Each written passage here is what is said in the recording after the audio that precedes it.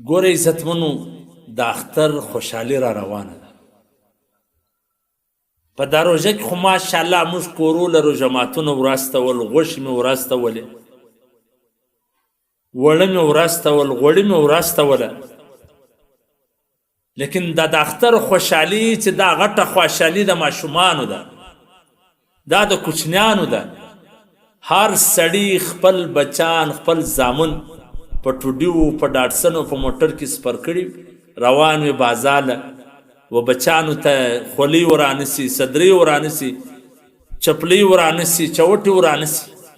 لیکن دا خپل آس پاس هغه غریبان، یتیمان، مسکینان چې هغه په روژه مات حیران وله، هغه و خپلو بچانو ته چوټې، صدرۍ، ګوټونه، چپلۍ نسي ورانیولی.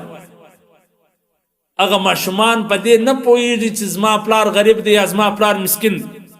هغه و مور و پلار ته جاړي، هغه د هغه څه غواړي چپلۍ، د هغه څه غواړي چوټې، د هغه څه غواړي ګوټونه، خو وس نه لري چې ور واخلي.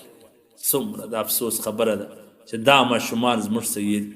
څومره د افسوس خبره ده چې خپل مې سنبال کړي وي په ښایست د همسایګانو ماشومان، دا غریبان، یتیمان او دا مسکینان زموږ سید. د الله پیغمبر فرمایي چې تاسې پر مځکه والا باندې رحم وکړي، اسمان والا به پر تی رحم وکړي.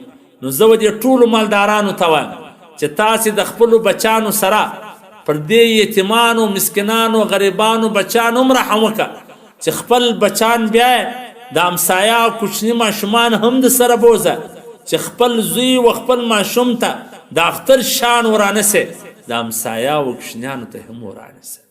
څومره ښه خوند به کوي چې د همسایګانو ماشومان هم د مسجد له د کوچني اختر په ورځ، د اختر په ورځ د دوی په ښایسته چپلۍ، په ښایسته چوټو، په ښایسته کالۍ کې راغلي وي. څومره ښه خوند کوي.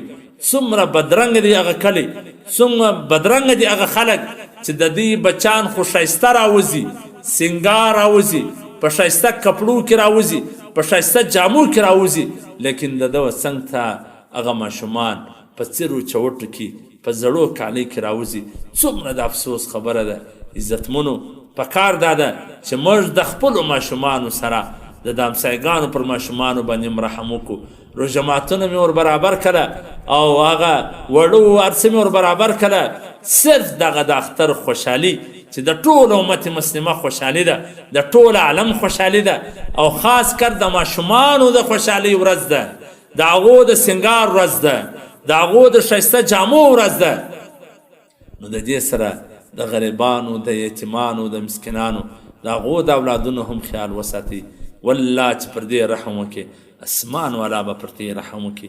که د هغو ماشومان په ژړا وي نو ته هم نسې خندلی، که د هغه کور په ماتم وي نو ته هم نسې خوشحالي لمانځلی، که د هغه کور په نارو وي، د هغه ماشومان ورته ژاړي، د اختر شان غواړي دی نسې ورانیولی، نو ته هم خوشحالي نسې در به برخه کېدلی.